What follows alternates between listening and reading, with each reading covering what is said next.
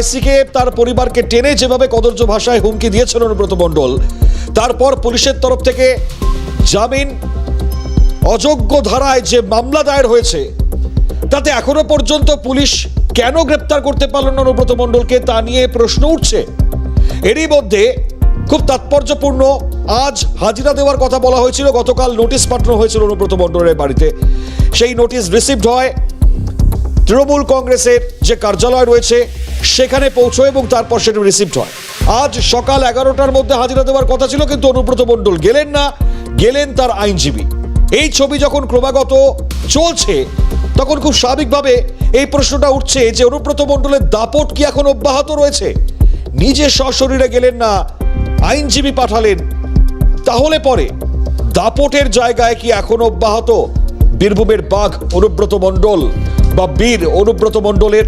প্রশ্ন উঠছে এবং এই প্রশ্নের মধ্যেই লাগাতার বেশ কিছু ছবি, যে ছবিগুলো পুলিশের তরফ থেকেও আসছে আমরা ইতিমধ্যেই জানি। আরও একবার নোটিশ পাঠানো হয়েছে পুলিশের তরফ থেকে, এই মুহূর্তের খবর আপনাদেরকে জানাই। আরও একবার নোটিশ পাঠানো হলো পুলিশের তরফ থেকে, এই নিয়ে দ্বিতীয় নোটিশ হাজিরা দেওয়ার জন্য, দ্বিতীয় নোটিশ। এবং এই দ্বিতীয় নোটিশে আগামীকাল ফের সকাল 11টার মধ্যে হাজিরা দিতে হবে। রবিতেও তলব, নোটিশ দিয়ে জানালো বীরভূম জেলা পুলিশ। খুব গুরুত্বপূর্ণ, আমরা সকালে লাগাতার কথা বলছিলাম আমাদের প্রতিনিধি অমরনাথের সঙ্গে। অমরনাথ কিছুক্ষণের মধ্যে লাইভে আমাদের সঙ্গে থাকবে। অমরনাথ বলছিল যে তিনবার এই নোটিশ পৌঁছবে, এরপরও যদি তিনি হাজিরা এড়ান তাহলে পরে গ্রেপ্তারের সম্ভাবনা প্রবল। ফলত এই জায়গায় দাঁড়িয়ে আগামীকাল ফের যদি নোটিশ এড়িয়ে যান, এই হাজিরা যদি এড়িয়ে যান, তাহলে পরে কি হবে? এই প্রশ্নও শুরু হয়েছে অন্দরমহল থেকে ওঠা, এবং পুলিশের ভূমিকাও প্রশ্নের জায়গায় আসছে অনুব্রতকে নিয়ে। কেন এতটা গ্রেপ্তার করতে গড়িমসি? আমাদের সঙ্গে অমরনাথ রয়েছে, সরাসরি চলে যাবো অমরনাথ। আর টেলিফোন লাইনে এই মুহূর্তে অমরনাথ রয়েছে আমাদের সঙ্গে। অমরনাথ, কি মনে করা হচ্ছে, কারণ আবারও দ্বিতীয়বার এই নোটিশ কতটা গুরুত্ব রাখে? এর পরবর্তী সময়ে পুলিশের তরফ থেকে কোনো রকম ভাবে কি ব্যবস্থা নেওয়া হবে বলে মনে হয়? দেখো, তোমাকে সকালবেলায় কিন্তু বলছিলাম, যখন প্রথম আমাদের লাইভ সম্প্রচার হয় ঠিক সেই সময় কিন্তু আমরা সূত্র মারফত খবর পেয়েছিলাম যে অনুব্রত মণ্ডল আজ যাবেন না, এবং তারপরেই ঠিক দেখা গেল যে অনুব্রত মণ্ডল এসডিপিও যে থানা, সেই থানায় পৌঁছাননি। তার পরিবর্তে অনুব্রত মণ্ডলের 4 জনের একটি টিম আইনজীবীদের, তারা কিন্তু পৌঁছায় এবং সেখানে কারণ দেখানো হয় যে অনুব্রত মণ্ডল অসুস্থ এবং সেই কারণেই তিনি আজ হাজিরা দিতে পারছেন না। এবং তারপরে পরেই দেখা গেল, একদম পুলিশ সূত্রে যেটা খবর পাওয়া গেল, যে অনুব্রত মণ্ডলকে আবার দ্বিতীয়বার নোটিশ করা হয়েছে আগামীকাল অর্থাৎ রবিবার সকাল 11টার মধ্যে এসডিপিও যে থানা রয়েছে শান্তিনিকেতনে, সেইখানে হাজিরা দিতে হবে।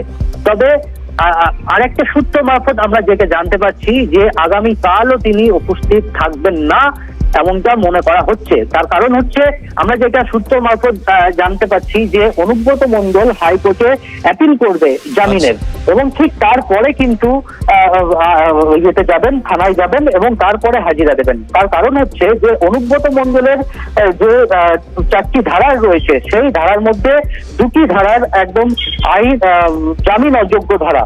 সেই কারণে অনুব্রত মণ্ডল ভয় পাচ্ছে বলা যেতে পারে, সেই কারণে কিন্তু হাজিরা দিতে তিনি যাচ্ছেন না, তার আইনজীবীদেরকে পাঠাচ্ছেন। এবং আগামীকাল অর্থাৎ আগামীকাল 11টার মধ্যে যদি অনুব্রত মণ্ডল না যায়, তাহলে পুলিশের ভূমিকা কি থাকবে সেটা যেমন একদিকে প্রশ্ন, পাশাপাশি তৃণমূল অর্থাৎ তৃণমূলের দল, সর্বভারতীয় দল থেকেও কিন্তু গতকালকে আমরা দেখেছি যে অনুব্রত মণ্ডলকে ক্ষমা চাওয়ানোর নির্দেশ দিয়েছে এবং তারপরে অনুব্রত মণ্ডল ক্ষমাও চেয়েছে।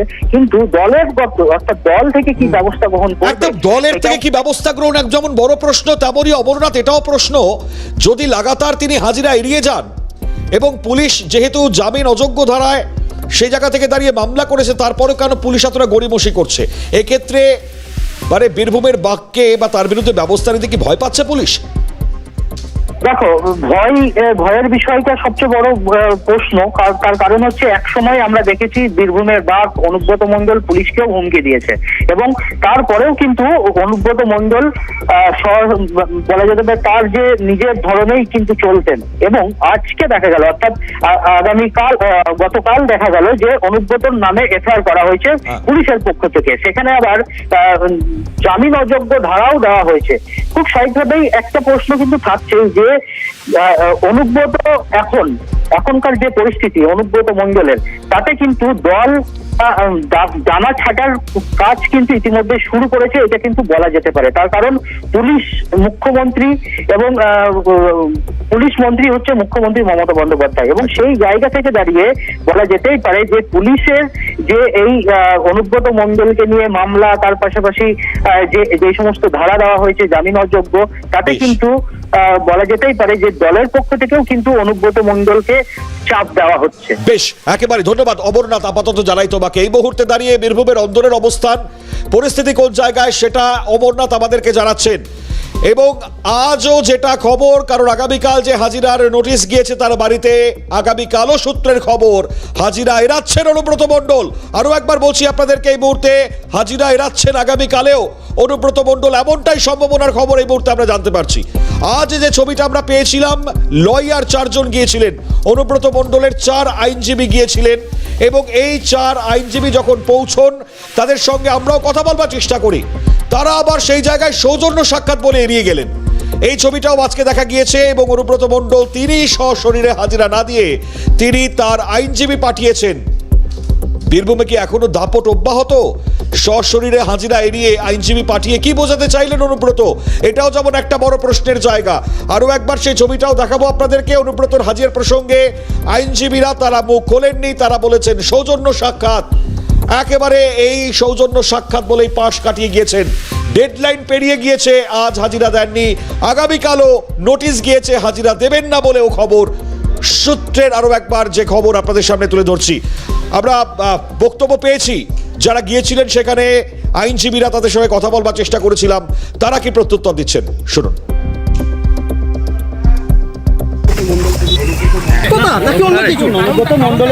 অনুব্রত মণ্ডল আজকে আশা করেছিল 11টা,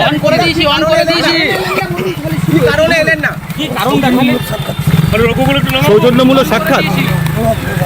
উনি কি আসবেন? অনুব্রত মণ্ডল আসবেন? এ তো গেল গুরুত্বপূর্ণ বেশ কয়েকটা ছবি। একদিকে দাঁড়িয়ে যখন অনুব্রত মণ্ডল তার ব্যক্তি বিশেষ একটা রূপ, অন্যদিকে দাঁড়িয়ে দলের তরফ থেকে হবে কি অবস্থান, এটাই এখন সব থেকে বড় জায়গা। কারণ মমতা বন্দ্যোপাধ্যায় এবং অভিষেক বন্দ্যোপাধ্যায় তারা দুজনেই ক্ষুব্ধ। আরও একবার জানাই, তারা দুজনেই ক্ষুব্ধ। সুব্রত বক্সির কাছে চিঠি পাঠিয়েছেন অনুব্রত মণ্ডল, 4 লাইনের সেই চিঠি সুব্রত বক্সির কাছে, সেই 4 লাইনের চিঠি পাঠিয়ে আবারও ক্ষমা চেয়ে নিয়েছেন। কিন্তু দলীয় সূত্রে খবর, অনুব্রত মণ্ডলের চিঠি হোক আর যে ছবিটা ইতিমধ্যে সামনে আসছে, তাতে অনুব্রত মণ্ডলের এ ধরনের হুমকির ঘটনায় ক্ষুব্ধ মমতা অভিষেক। দলের তরফে অনুব্রতকে নিয়ে কি কড়া পদক্ষেপ, বড় প্রশ্ন থাকছে। আগেই অনুব্রত জেলা সভাপতির পদ গিয়েছে, পুলিশকে হুমকির পর নিরাপত্তায় কাটছাট। এবার কি দল থেকে বহিষ্কৃত হবেন অনুব্রত মণ্ডল? তাৎপর্যপূর্ণ এই মুহূর্তের এই ব্যাখ্যার জায়গায় আমাদের অপর প্রতিনিধি রাজার কাছে যাওয়ার চেষ্টা করব। রাজা, দলের তরফ থেকে অল ইন্ডিয়া তৃণমূল কংগ্রেস তারা স্পষ্ট করেছিলেন অনেক কিছু, কিন্তু এই মুহূর্তে দাঁড়িয়ে যেভাবে ক্ষুব্ধ হয়েছেন মমতা বন্দ্যোপাধ্যায়, অভিষেক বন্দ্যোপাধ্যায়, যতই সুব্রত বক্সির কাছে চিঠি পাঠানো হোক না কেন, তাতে কি শান্ত হবে পরিস্থিতি, কি মনে হয়?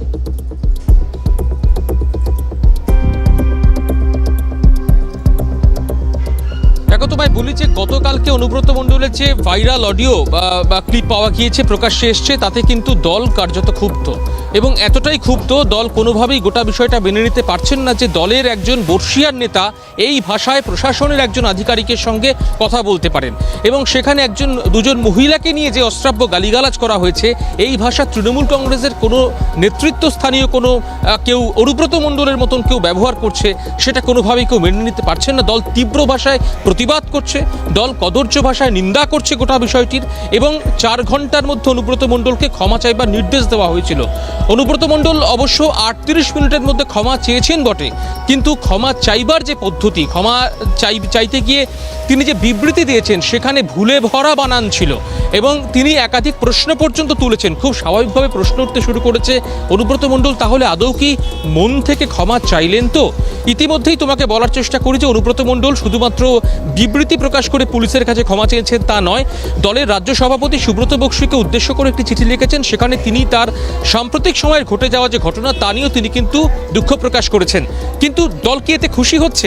খুব স্বাভাবিকভাবে কিন্তু প্রশ্ন উঠতে শুরু করেছিল, যদি অখিলগিরি একজন মহিলা আধিকারিককে যে মন্তব্য করেছিলেন ক্যামেরার সামনে, সেক্ষেত্রে যদি অখিলগিরির মন্ত্রিত্ব চলে যায় তাহলে অনুব্রত মণ্ডল এখনও কিভাবে শপথে বহাল রয়েছেন? খুব স্বাভাবিকভাবেই প্রশ্নগুলি কিন্তু বিরোধী দলের দিক থেকে উঠতে শুরু করেছিল। ইতিমধ্যেই তোমাকে বলি, সুকান্ত মজুমদার থেকে শুরু করে শুভেন্দু অধিকারী, এমনকি বীরভূম জেলার যিনি সভাপতি রয়েছেন বিজেপির ধ্রুব সাহা, তারা প্রত্যেকে গ্রেপ্তারির দাবি চলেছেন অনুব্রত মণ্ডলের বিরুদ্ধে। ইতিমধ্যেই জামিনযোগ্য ধারায় মামলাও শুরু হয়েছে, কিন্তু দলের তরফ থেকে যেটা সূত্রের খবর, কড়া অবস্থান নিতে চলেছে দল। অনুব্রত মণ্ডলের এই চিঠি দল দেখছে এবং অনুব্রত মণ্ডল সম্বন্ধে আরও বৈঠক হওয়ার সম্ভাবনা রয়েছে বলে আমরা জানতে পারছি। ইতিমধ্যেই শীর্ষ নেতৃত্ব তারা গোটা বিষয়টিকে ভালো চোখে দেখছেন না, তার কারণ রাজা কড়া অবস্থান বলতে কি মনে করা হচ্ছে? কারণ দলের তরফ থেকে একটা বিষয় তো স্পষ্ট করা হয়েছিল, সেটা হচ্ছে নিঃশর্ত ক্ষমা চাইতে হবে, সেটা নয় তিনি ছেড়ে নিয়েছেন। কিন্তু এবার যে কড়া অবস্থান, সেটা কোন পথে যেতে পারে বলে মনে করা হচ্ছে? আজও তো হাজিরা এড়ালেন, আগামীকালও সম্ভাবনা হাজিরা এড়িয়ে যাবেন অনুব্রত মণ্ডল, অর্থাৎ সেই দাপটটা তো এখনো দেখাচ্ছেন অনুব্রত মণ্ডল। সেক্ষেত্রে দল তাহলে কি করা অবস্থান নেবে বলে মনে হয়?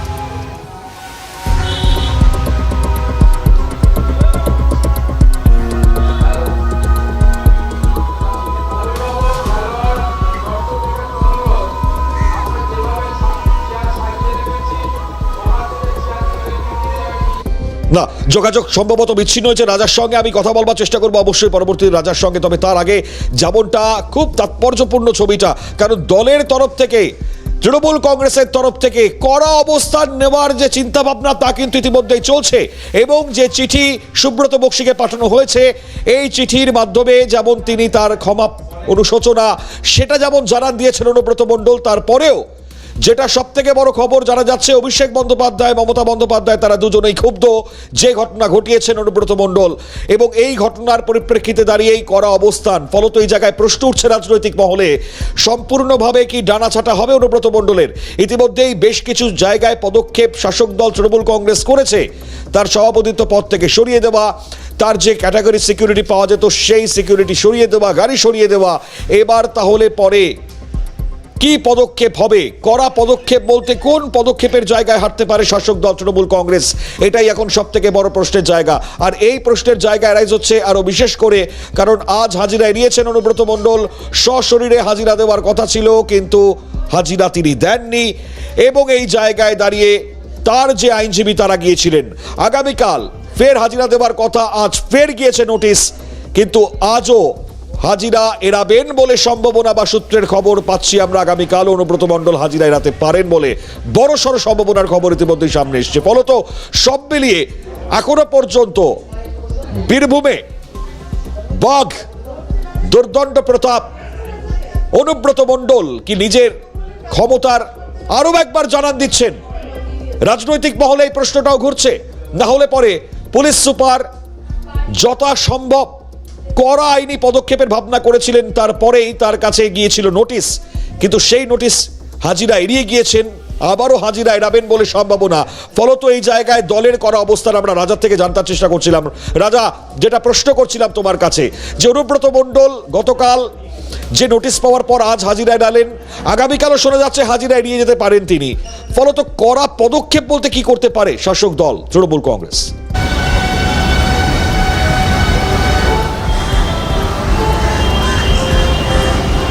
দেখো, মুখ্যত দুটো বিষয় এ প্রসঙ্গে মনে রাখতে হবে বনিময়।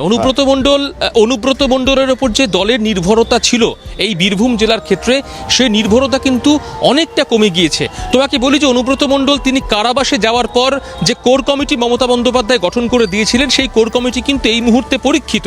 2022 পঞ্চায়েত নির্বাচনে তৃণমূল কংগ্রেস দারুণ ফলাফল করেছে বীরভূম জেলাতে, এবং 2024 সালের যে লোকসভা নির্বাচন, সেখানে বীরভূম জেলার যে 2 লোকসভা আসন, তা হলো বীরভূম এবং বোলপুর, এই দুইই কিন্তু তৃণমূল কংগ্রেস ভালো ফলাফল করেছে। এই ফলাফলের আমরা শতাংশের হিসেবে যদি বিচার করি তাহলে দেখব যে অনুব্রত মণ্ডল দায়িত্বে থাকাকালীন, অর্থাৎ অনুব্রত মণ্ডল সভাপতি থাকাকালীন, তিনি কারাবাসে যাওয়ার আগে 2021 পর্যন্ত যে ফলাফল ছিল তার থেকে অনেকটা ভালো ফলাফল হয়েছে। অনুব্রত মণ্ডল যখন উপস্থিত ছিলেন না বীরভূম জেলায়, যখন অন্তরালে ছিলেন, কারাবাসে ছিলেন, ঠিক সেই সময় খুব স্বাভাবিকভাবে তোমাকে বলছি যে কোর কমিটিতেই কিন্তু ভরসা করেছেন তৃণমূল নেত্রী মমতা বন্দ্যোপাধ্যায় এবং সর্বভারতীয় সাধারণ সম্পাদক অভিষেক বন্দ্যোপাধ্যায়। তারা কিন্তু এই সভাপতি পদটাই কিন্তু বিলুপ্ত করেছে এই বীরভূম জেলার ক্ষেত্রে।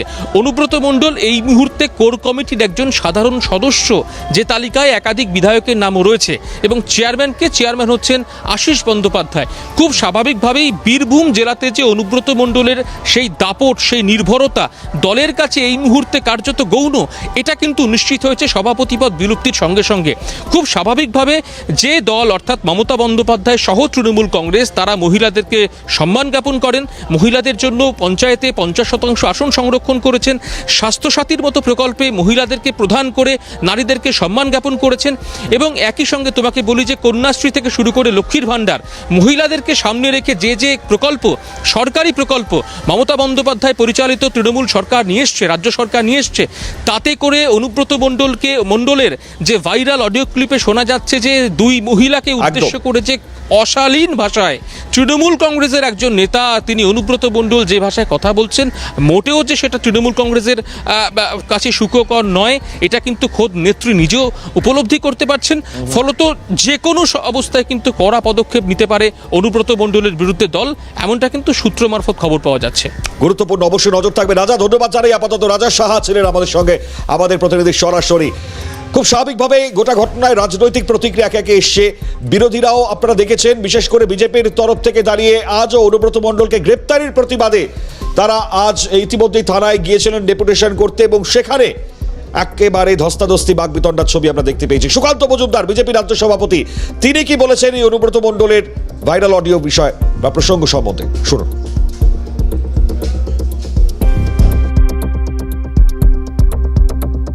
দেখুন, অত্যন্ত জঘন্য ভাষা, সে নিয়ে অনুব্রত মণ্ডলের সাথে আমাদের কোনো সিম্প্যাথি নেই। কিন্তু আমার বক্তব্য, আপনারা যদি ভেবে থাকেন যে শুধু অনুব্রত মণ্ডলই পুলিশের সাথে এইভাবে কথা বলে, তাহলে আপনারা মূর্খের স্বর্গে বাস করছেন। তৃণমূলের 90% নেতা পুলিশ অফিসারদের সাথে এইভাবে কথা বলে। একবার খোঁজ নিয়ে দেখুন, আমি বেশি কিছু বলবো না। মুখ্যমন্ত্রী আইএসদের সাথে খেপে গেলে কোন ভাষায় কথা বলেন, সেটার একটু খোঁজ নিয়ে রাখবেন। ছি ছি ছি, এ কোন বাংলায় বাস করছি আমরা। অধীর রঞ্জন চৌধুরীর এমনটাই প্রতিক্রিয়া, কি বলেছেন তিনি, শুনুন। নিন্দার ভাষা নিয়ে এটুকু বলতে পারি, দিদির সব থেকে যোগ্যতম শিষ্য, দিদি তার হয়ে বহু সাফাই গিয়েছে এর আগে। নাকি কখনো মাথায় অক্সিজেন কম দেয়, নাইট্রোজেন কম দেয়। শুধু আইসিকে থানা থেকে মারতে মারতে বার করবে তাই নয়, তার পরিবার নিয়ে যে ধরনের গালাগালিজ করেছে, থেকে থেকে ভাবি আমি কোন বাংলায় আছি। পশ্চিমবঙ্গের তৃণমূল নেত্রী মমতা ব্যানার্জির প্রশ্রয়ে এইরকম বহু সমাজ বিরোধী বললেও কম হয়, এই রকমের বহু অপরাধী, অপমানকারী, স্বৈরাচারী, ভ্রষ্টাচারী এই বাংলার দিকে দিকে আজ মাথা তুলে দাঁড়িয়েছে। পুলিশের উচিত, যে বলছে পুলিশকে ঘাড় ধরে নিয়ে আসবে থানা থেকে, তাকে ঘাড় ধরে থানায় ধরে নিয়ে আসা। এই ধরনের ঔদ্ধত্য কোন তৃণমূল নেতা দেখায় পুলিশের। কংগ্রেসের পর বামেদের তরফে কি প্রতিক্রিয়া, সুজন চক্রবর্তীর সঙ্গে কথা বলেছিলাম, কি বলছেন তিনি, শুনুন। রাস্তায় যাদের সম্পর্কে কেউ কেউ কিন্তু করেন, রকে বসেও কেউ এরকম অসভ্যের মতো কথা বলতে পারে না। লুম্পেন কালচার, এবং লুম্পেন কালচারের প্রতিনিধি হিসেবে অনুব্রত মণ্ডলের পাশে দাঁড়িয়েছেন পুলিশ মন্ত্রী। বলবো তৃণমূলের যে কোনো নেতা ভাবুন তিনি আইসি এবং তিনি এই বক্তৃতা শুনছেন তৃণমূলের আর এক নেতার কাছে। তিনি আইসি, তার স্ত্রী তার মাকে নিয়ে যে অসভ্যের মতো কথা, লুম্পেনের মতন কথা যেভাবে বলা হয়েছে, তারপরে ওই তৃণমূলটা আপনার পছন্দ করতে পারতেন? পুলিশ অফিসারকে নিয়ে যা বলা হয়েছে এই শব্দবন্ধ ব্যবহার করা যায় না। দল তৃণমূল কংগ্রেস ব্যবস্থা গ্রহণ করছে। প্রতিক্রিয়া কুণাল ঘোষের, শুনুন। একজন ব্যক্তির একটি অডিও ক্লিপ সামনে এসছে, আরে পার্টিকেও তো সমস্তটা, পার্টি তো খবর নিচ্ছে গোটাটা। প্রাথমিকভাবে যে ব্যক্তির কণ্ঠস্বর, যে শব্দবন্ধ, এটা পুলিশ অফিসারকে যা বলা হয়েছে এইভাবে কথা বলা যায় না। যত অভিযোগ থাকুক এই আচরণ করা যায় না। যদি পুলিশ আধিকারিকের বিরুদ্ধেও কোনো অভিযোগ থাকে তাহলে সেটা বলার যথেষ্ট অন্য প্ল্যাটফর্ম আছে। তো পুলিশ কেন ব্যবস্থা নিতে পারছে না এখনো পর্যন্ত অনুব্রত মণ্ডলের বিরুদ্ধে? কেন তাকে গ্রেপ্তার করা যাচ্ছে না? এই প্রশ্ন যখন আমরা তুলছিলাম, এই প্রসঙ্গে প্রতিক্রিয়া দিয়েছেন প্রাক্তন পুলিশ কর্তা অরিন্দম আচার্য। কি বলছেন তিনি, শুনুন। সাধারণ মানুষ তো আজকে ঘরে ঘরে এটা আলোচনা হচ্ছে যে একটা পার্টি, এত বড় একটা নেতা কি ধরনের আনস্পিকেবল ফিল্ডি ল্যাঙ্গুয়েজ ইউজ করেছে। আমি গতকালকেও দেখলাম যে সেকশন গুলো হয়েছে, তার মধ্যে কিন্তু আজকে নন বেলেবল মানে জামিন অযোগ্য ধারাও দেওয়া হয়েছে। এই ক্ষেত্রে আমি যদি হতাম সাথে সাথে কিন্তু অ্যারেস্ট হয়েছে। কিন্তু যেহেতু অনুব্রত মণ্ডল এবং পার্টির অত্যন্ত বিশ্বস্ত এবং তার বিরুদ্ধে আজকে শাস্তিমূলক ব্যবস্থা নেওয়া হচ্ছে, নানা রকম ওগুলো পরে প্রশ্ন 3টে সমন দেওয়া, কিন্তু specific case on the basis of this ground যদি পুলিশ সুমোটো করে থাকে, তার সারবস্তা রয়েছে এবং সে কনফেশন করেছে এবং সে এটা আপনারা বলতে পারবেন না যে আজকে যাচাই করেনি। সে আজকে কনফেস করেছে আমি অপরাধ করেছি, কিন্তু সেটা তাকে কোর্টে অ্যাপিয়ার করাতে হবে। অনুব্রত মণ্ডলকে গ্রেপ্তারের প্রতিবাদ, গ্রেপ্তার করা হচ্ছে না তা নিয়ে চালানো হচ্ছে প্রতিবাদ। বিজেপির তরফ থেকে এই প্রতিবাদ বীরভূমের বিভিন্ন জায়গায় ইতিমধ্যে শুরু হয়ে গিয়েছে, বিশেষ করে বীরভূমের রামপুরহাট এবং সাঁইথিয়া, এছাড়াও বিভিন্ন থানায় ইতিমধ্যে বিক্ষোভ। রামপুরহাটের ছবি দেখতে পাচ্ছেন, সাঁইথিয়ার ছবি আপনারা দেখতে পাচ্ছেন। অনুব্রত মণ্ডলকে গ্রেপ্তারের দাবিতেই মূলত এই বিক্ষোভ চলছে। যেভাবে মা বোনেদেরকে সামনে টেনে এনে অশ্রাব্য ভাষায় গালমন্দ করেছেন অনুব্রত মণ্ডল আইসিকে, এ যে কতটা ভয়ঙ্কর, কুরুচিকর, তা নিয়েই মূলত প্রশ্ন তুলছেন। বিশেষ করে যারা মহিলা কর্মীরা রয়েছেন তারা আজকে ডেপুটেশন জমা দিতে গিয়েছেন, গ্রেপ্তার করতে হবে এই দাবি জানিয়ে মূলত এই বিক্ষোভের ছবি আমরা দেখতে পেয়েছি। রামপুরহাট, সেখানে কিছুটা হলে উত্তেজনার ছবি আমরা দেখতে পাচ্ছিলাম। ছবিগুলো ঠিক কি ছিল? ভোলানাথ রয়েছেন আমাদের প্রতিনিধি টেলিফোন দানে। ভোলানাথ, একের পর এক ছবিগুলো আমরা দেখতে পাচ্ছিলাম বিজেপির তরফ থেকে এই বিক্ষোভ। কোন কোন জায়গাগুলোকে তারা মূলত কোট করছেন এবং কি বলছেন আর যারা বিক্ষোভ দেখাচ্ছিলেন বিজেপির তরফ থেকে? দেখো, মনে হয় গতকালকেই কিন্তু বিজেপি কিন্তু অনুব্রত মণ্ডলের গ্রেপ্তারের দাবিতে কিন্তু রাস্তায় নেমেছে। গতকালকে আমরা দেখেছি যে এসপি অফিসের সামনে কিন্তু বীরভূম সাংগঠনিক জেলা সভাপতি ধ্রুবতার নেতৃত্বে কিন্তু সেখানে তারা বিক্ষোভ দেখিয়েছে, তারা অভিযোগ জানিয়েছে। পাশাপাশি কিন্তু বিজেপির তরফ থেকে বিভিন্ন জায়গায় কিন্তু একই কর্মসূচি নেওয়া হয়েছে। আজকে সকালেও আমরা দেখেছি যেমন রামপুরহাট থানার সামনে বিক্ষোভ দেখিয়েছে এবং বিক্ষোভ দেখাতে গিয়ে তারা যখন থানায় ঢুকতে যায় তখন কিন্তু পুলিশের সঙ্গে ঘর্ষ হয়েছে। পাশাপাশি কিন্তু সাঁইথিয়া থানাতেও কিন্তু তারা বিক্ষোভ দেখিয়েছে এবং তারা কিন্তু অভিযোগ জানিয়েছে। তাদের একটাই দাবি, অবিলম্বে এই অনুব্রত মণ্ডলকে গ্রেপ্তার করতে হবে এবং অনুব্রত মণ্ডলকে গ্রেপ্তার না করলে কিন্তু আগামী দিনে কিন্তু আরো বৃহত্তর আন্দোলনের পথে যাবে বিজেপি, এমনও হুমকি দিয়েছে জেলা নেতৃত্বের তরফ থেকে। ধন্যবাদ। গুরুত্বপূর্ণ, ধন্যবাদ ভোলানাথ। আপাতত নজর রাখো গোটা পরিস্থিতির দিকে। ভোলানাথ চক্রবর্তী আমাদের সঙ্গে ছিলেন আমাদের প্রতিনিধি টেলিফোন লাইনে। ফলত এই জায়গায় দাঁড়িয়ে একদিকে বিজেপির তরফ থেকে বিক্ষোভ, অন্যদিকে দাঁড়িয়ে দ্বিতীয়বার হাজিরা পাঠানোর জন্য নোটিশ গিয়েছে এবং অনুব্রত মণ্ডল আগামীকাল হাজিরা দেবেন কিনা তা তো সময় বলবে, তবে তার আগেই যে সম্ভাবনার খবর আসছে হাজিরা তিনি এড়াবেন আগামীকাল।